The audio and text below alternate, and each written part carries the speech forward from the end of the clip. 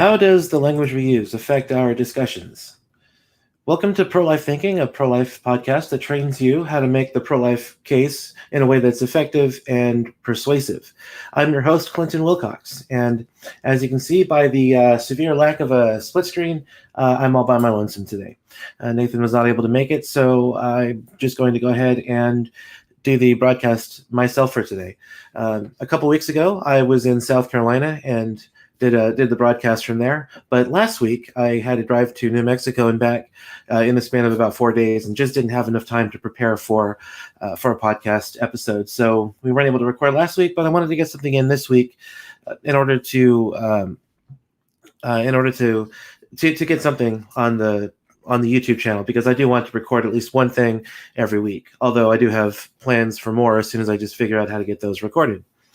So my topic for discussion today is how the language we use affects our discussions, and it can affect it in a way that adds productively to the discussion, and it can also be used in ways that are dishonest, and ways that can be used to effectively, try to persuade people, but in a way that obfuscates the issues and kind of muddies them instead of making them more clear. So we're going to discuss a few terms that are actually used in the abortion discussion today. But the first thing I wanted to touch on is a recent news article. Now, today it is not going to be a news day, but I did want to touch on this because the thing that happened is actually it actually really ties in with what I'm talking about today. Now, as many of you may have heard, Gina Carano, who plays a character on the Disney Plus program The Mandalorian, was fired recently from her position on the show, and the reason for it is because of something that she tweeted that the powers that be didn't like, and so I'm going to talk a little bit about this, but I'm also going to explain why they're deceptively talking about the language, to show that what Gina was saying is not actually what they say that she was saying, but nevertheless, they're firing her because of something they think that she's doing regarding her. So I'm not going to read all of these articles in their entirety, because again, this is not a news program for today. I just want to touch on it briefly, but I will post these 3 articles that I'm talking about in the notes section under the video, so that you can read them and peruse them at your leisure if you want more information on this. So here's one from Forbes, which talks briefly about it. And I pulled up one from The Blaze, which is, of course, a more right-leaning news organization, but this contains a little bit more information. Basically, is this coming up here? Yeah, okay. So here is a picture of what Gina Carano tweeted out, and so as we see, as soon as it comes up here, the tweet. Oh, come on. Here we go. So in case you can't see that, it has a picture of Jews running in the street from Nazis, essentially, and the caption reads, "Jews were beaten in the streets, not by Nazi soldiers, but by their neighbors, even by children." And it has a sad face. And then, quote, "Because history is edited, most people today don't realize that to get to the point where Nazi soldiers could easily round up thousands of Jews, the government first made their own neighbors hate them simply for being Jews. How is that any different from hating someone for their political views?" End quote. So Gina Carano here was fired and was canceled by people on Twitter calling for her firing because of this tweet, which they say that they were actually comparing Republicans to the Jews that were killed by the Nazis, and then, of course, cancel culture being compared to Nazi Germany. Now, the irony here, of course, is that she is criticizing cancel culture, but cancel culture didn't like that, and so it canceled her. So there is an irony there. But again, she's not making the comparison that they say that she is. In fact, this is not comparing. This is not saying that cancel culture or the progressive left are just going to be out there killing Republicans in the street. This is actually kind of a what's the term for it? Well, it's basically to say we need to be careful about where cancer culture is going to lead us, because the Nazis didn't just start out killing Jews, but they caused their own neighbors to hate them in the first place. And so this is a cautionary tale, which is the term I was looking for. This is a cautionary tale that criticizing and canceling people for their political views is what leads to this kind of behavior. So if we're not careful, we're going to end up, we're not necessarily we're going to, but we may end up in a similar situation. So this is a cautionary tale. It's not making the comparison that they say they are.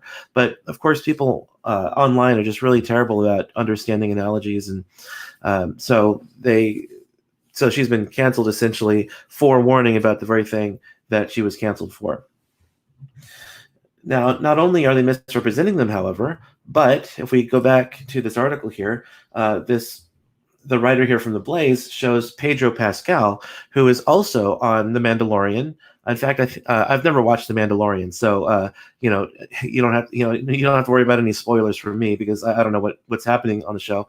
But also, I don't watch it, so I don't know any of the characters. But I think Pedro Pascal actually plays The Mandalorian.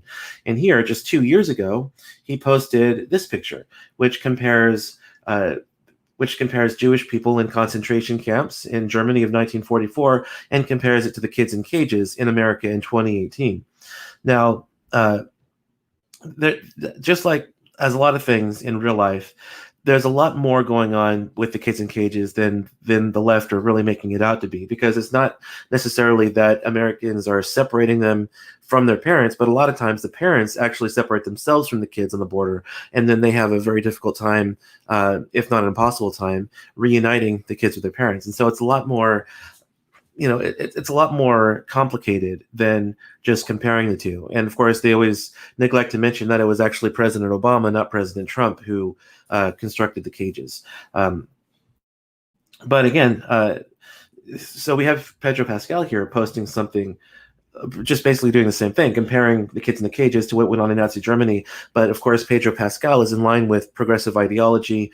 Gina Carano is not. So Gina Carano gets fired while Pedro Pascal loses his job. And probably the most egregious thing going on here is what Disney themselves have been up to. They recently filmed a live action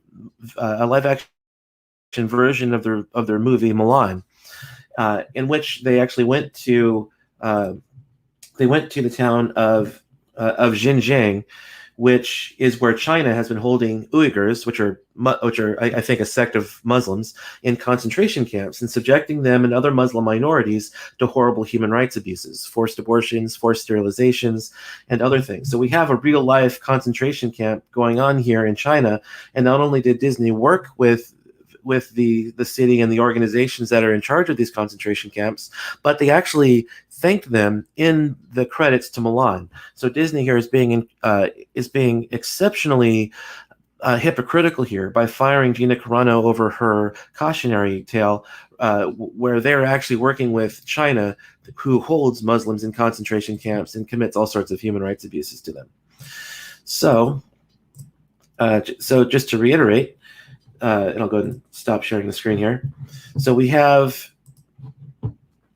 Gina Carano, actress for The Mandalorian, who was fired over this tweet. Whereas Disney is being incredibly hypocritical by not also firing Pedro Pascal, but also working with China, which has concentration camps. But also they're making this out to be something that it's not. Gina Carano was not comparing Republicans with Jews killed in the Holocaust. She was just cautioning us that by criticizing and hating people for their political views, this is the kind of thing that it often leads up to. So because people got the language wrong, they fired someone that basically fired her unjustly by misrepresenting the very thing that she was trying to say. And so what I wanted to talk about here today, and this is just going to be kind of a short program as far as I can tell, is just that I want to talk about some of the language that we use in the abortion issue, in the discussion. Now, language can be used for all sorts of things, but when we're talking about something controversial like abortion, often language can be used to demonize people who disagree with you, and it can also be used to obfuscate the issue. Now, of course, to obfuscate means to make obscure or unclear. So by obfuscating the issue, you're actually making it more unclear, trying to muddy the waters essentially, to so that you can't come to a good decision on the issue. And that's why it's so important that we understand nuance, and that we ask for clarification, because in order to know what the right thing to believe is, we have to make things more clear. That the clearer things are, the more likely we are to hold a correct position on these issues. So if we obfuscate them by using bad terms to describe certain things in the discussion, then we're not going to come to more clarity on the issue, and we're not going to come to a right view on the issue. So we need to understand the language that we use. And this is not going to be an exhaustive discussion. I just kind of picked a couple terms that I could talk about just to kind of give some idea about them. So first, language can be used to demonize your opposition. Now, when pro-life people make the argument that abortion is wrong because it unjustly kills an innocent human being, using language that demonizes pro-life people that does not do anything to refute the pro-life person's argument. So even if what you're saying about them is correct, you're not responding to their argument. And so the argument must be addressed and responded to. So the terms that we can use in the abortion issue that demonize the opposition are just the terms of the labels of our positions themselves: pro-life and pro-choice.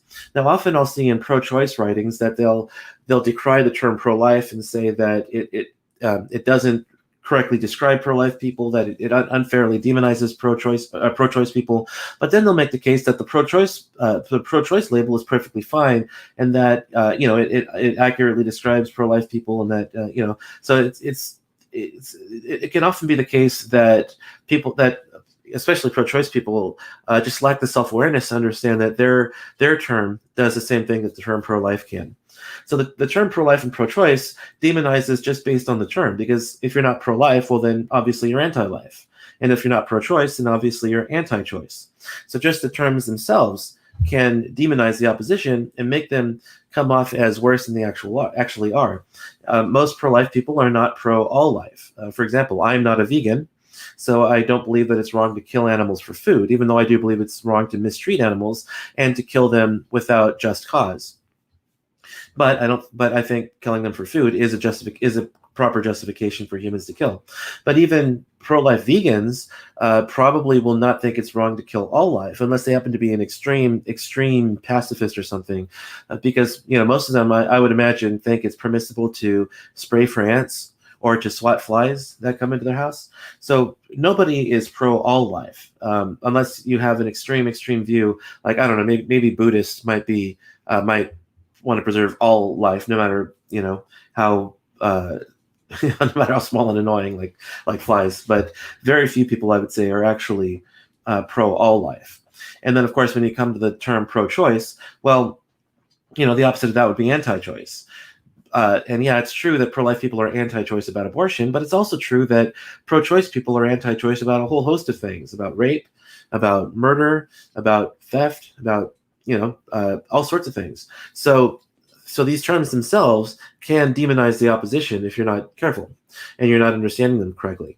So two terms that I have used, which I think probably do a better job of describing the positions, is number one, you have pro-life rights, and then number two, pro-abortion choice. And sometimes I'll just and sometimes when I'm writing in a blog article or something, I might just even abbreviate that even further and just call them abortion rights advocates or something. And so I think that makes it a bit more clear on what the terms do. But I'm also okay, being called a fetal rights advocate, I think would be perfectly fine. So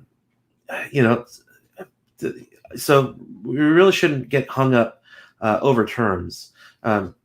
In fact, this discussion that I have was really inspired by a discussion I had while I was in South Carolina with my friend Devin Pallou. I flew out there to South Carolina so that he could set up some speaking engagements for me, and so I did that, of course. But one of the nights that I was just at the house and we were hanging out, and we actually got in a discussion about the terms that we use. And of course, one term that pro-life people love to use is the term murder, that they say, abortion is murder, so we need to end abortion. And so, I take no issues with that at a philosophical level. I think that abortion is unjustified homicide. But the problem is the term murder has a legal definition. It's an unlawful killing with murder of forethought. So from a legal definition, the term murder does not apply. So if you're a pro-life person talking to a pro-choice person, constantly calling abortion murder is going to be grating on that pro-choice person, and they may stop taking you seriously because they think that you're using emotionally charged language by calling it murder. Because the pro-choice person doesn't think they support murder, they just don't think that abortion is an act of murder. And another term that pro-life people like to use is the term preborn as opposed to unborn. Now, the term preborn, it makes sense because the prefix pre means before, so preborn is literally before it's born. But then again, the term unborn is also appropriate because the prefix un means not. So unborn just means not born. So unborn is a perfectly fine explanation for it. I can kind of see why the preference would be for preborn, because the prefix pre kind of has this idea of moving along, because then you can get to where it is now, and then you can get to post whatever.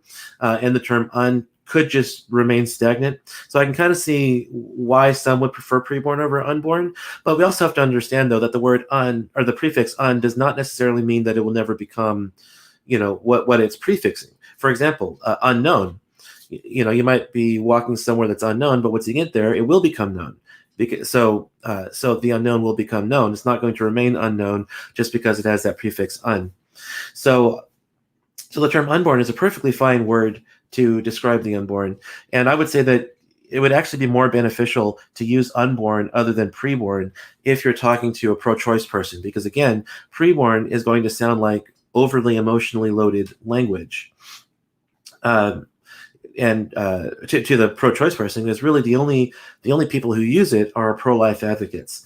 So I would say, so when it comes to the terms murder and preborn, I would say probably best not to use those terms. And the reason for it is because we want to convince them that abortion is wrong. And if you use these terms that they don't recognize and that they think are overly emotional language, then you're just going to get bogged down in an unfruitful conversation about semantics. And so what would be more helpful? Using terms they would be more comfortable with, and then making a case that abortion is wrong, or getting bogged down in a 30+ minute conversation about semantics, in which you may not ever come to an agreement over whether or not these words are actually correct, because obviously you have to make a case that the unborn are human beings in order for it to become an act of murder. So even before you try to convince them that murder is an appropriate term to use, you would have to convince them that abortion really is murder. So avoiding these terms, is definitely, I would say, a way to have a more productive conversation with a pro-choice person. Now, no doubt, pro-choice people can do it too. They can go in the opposite direction. They can insist on using the scientific terms like embryo or fetus instead of terms like child and baby, which, to their mind, removes all emotion from it. And so they can actually go to the opposite extreme. And so when something like that happens, I'm fine using the terms embryo and fetus because they're technically correct. But we also have to remember that embryo and fetus are not a different species, like pro-choice people tend to think about them. They'll often say, it's not a baby, it's a fetus. But what is a fetus? A fetus is just a human being at an early stage of development. So as long as we keep in mind that embryo and fetus are stages in development of the same human organism, then I'm comfortable using those terms. We just have to, stipulate at the beginning that when we talk about the embryo and fetus, we're talking about a human organism at a very early stage in its development. We're not talking about it as if it's some kind of alien creature like a xenomorph or something. In fact, when I use the term embryo or fetus when describing the unborn, I'll often use the qualifier human before it, calling it a human embryo or human fetus, so I can make sure that by using those terms, we're still keeping in mind what kind of thing we're talking about, which is a human organism at a very early stage in development. So once again, language can demonize the opposition, and it can also lead into an unfruitful discussion over semantics. But language can also obfuscate the issue at hand. Now, again, to obfuscate something is to make it obscure or unclear. And so often pro-choice people will do this by calling the embryo or fetus a clump of cells or a parasite. Now, of course, the embryo only looks like a clump of cells very early on in its development for the first week or so. Once it implants into the uterus, it actually starts to take on what we consider to be more human features very rapidly, in fact. Once the embryo reaches the second month of development, it becomes a fetus. And at that point, all of its structures are in place that it just needs to develop and strengthen so that it can survive outside the womb, with all of its, with its, with all of its parts working properly and all of its systems, correct and everything like that. So really, if you first of all, at the point where the embryo actually looks like a clump of cells, it's not just a clump of cells. Like a pile of sugar or something would be a heap, but a heap, in the sense of a pile of sugar, it's just a heap. It's just a collection of items, a collection of particles, and it has no real internal organization to it. It's just the only organization it has is that the pieces are spatially located near each other. But when it comes to a living thing, like a human being, then even at the very beginning where it looks just like a clump of cells, it's not just a clump of cells. It's actually a highly organized individual where all of its parts are working together for the good of the whole to keep it thriving and surviving. So contrary to the pile of sugar, which will always just remain a pile of sugar, the clump of cells is actually developing itself from within into a more mature version of itself. And so, whereas in the pile of sugar, the individual sugar particles are not going to divide and create more on its own, the living embryo is going to do such a thing. The individual cells are going to divide, and it's going to eventually develop its more human-looking features. So to call this just a clump of cells makes a metaphysical fallacy of confusing what a thing is with what a thing is made of. It's made of cells, but it is not just the clump of cells itself. It's something with an underlying unity that directs its development and grounds its ultimate capacities and makes the thing what it is, a human being. It has a human nature and follows the path of human development. And then, of course, very early on, it stops looking like a clump of cells, and it looks like something that more closely resembles a human being. And again, calling it a parasite, they could have two meanings to that. They could say it's a literal parasite because it is connected to the mother, and it's taking in the resources and nutrients that the mom takes in herself. But they could also mean a more figurative sense, in which it's not a literal parasite, but it has a relationship of a parasite because it's drawing in the nutrients from the mother. But of course, that stops. That doesn't stop happening once it's born. Toddlers, adolescents, teenagers, they're still parasites in the figurative sense because they're leeching off the resources of the parents without really giving anything in return.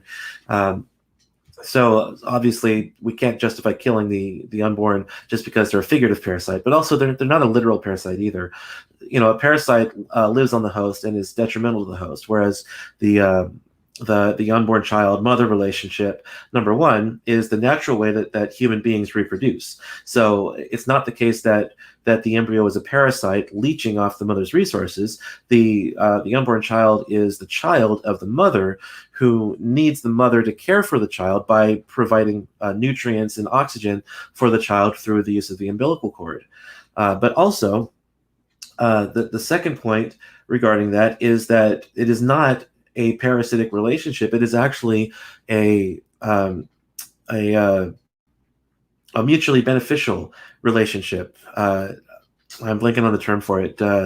Symbiotic relationship. It's mutually beneficial to the mother and the child, because the embryo / fetus is connected to the mother's body through the umbilical cord, taking in nutrients and oxygen, those kinds of things.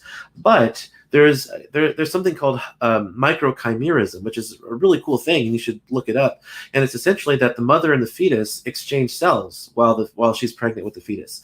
And so the cells that the fetus provides to the mother can actually help keep away certain illnesses, and in certain cases might even help prevent certain types of cancer too.